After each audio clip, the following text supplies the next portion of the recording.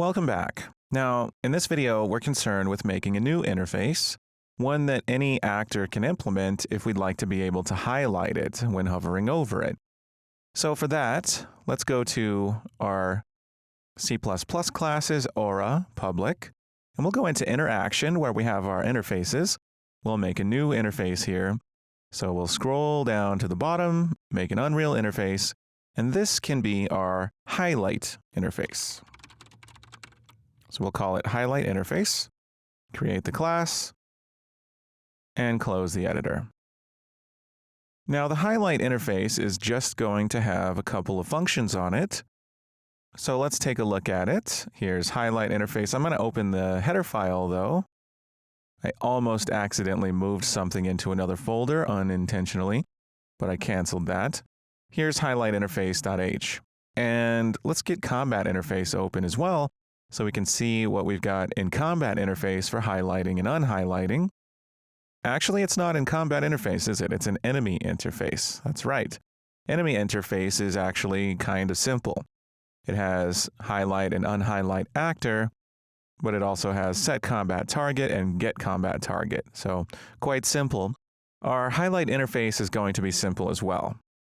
Now, as soon as we move these two functions into highlight interface, we're going to break something in the player controller, as the player controller is checking for the enemy interface when performing its cursor trace. So we are going to need to fix that. So what we can do is we can move these two functions with Control X into highlight interface right here in the public section. And now we have to do a couple things. First of all, we need to go into the controller class. I went ahead and closed aura.h, and let's go into the private folder, into player, into Aura player controller, where we're now going to see some red due to the interface that we're casting to in cursor trace.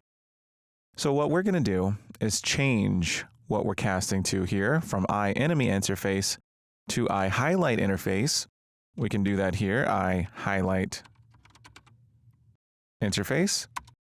That's going to auto-include that header file. But this actor and last actor are not highlight interface pointers, they're enemy interface pointers. So we're going to need to change that too.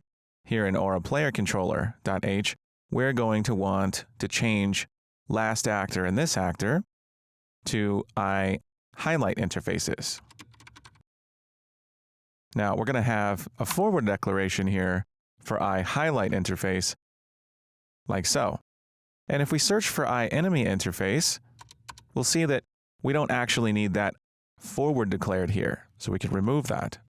Now back in the CPP file, our last actor and this actor are now highlight interfaces, and we're calling highlight and unhighlight on those actors. But the thing is, they'll always be null because our enemies don't implement the highlight interface at all. What they implement is the enemy interface. So we have to implement the highlight interface in our enemies now. So what we can do is we can go to the character folder.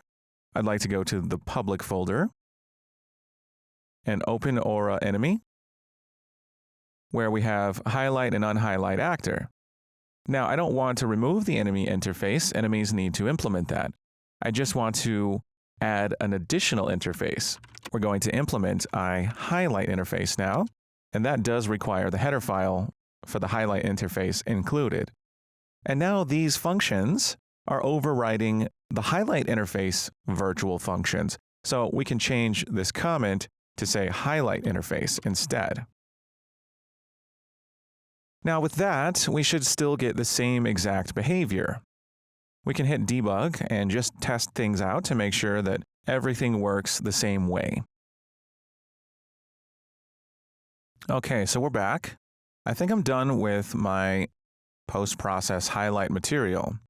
Now, this enemy still starts off highlighted as tan, and that's because I set its custom depth stencil value in its details panel.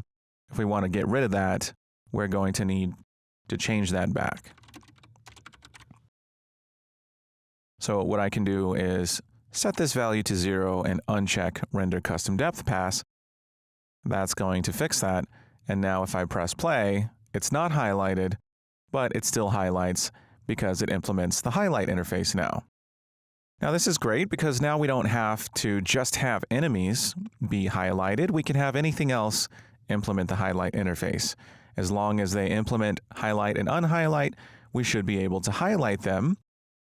The problem is, though, if we hover over a highlight interface and we click, as long as we have abilities, which loading in without loading from disk now, I don't get those abilities, but if I did, I would cast that spell assigned to my left mouse button when highlighting over a highlight interface.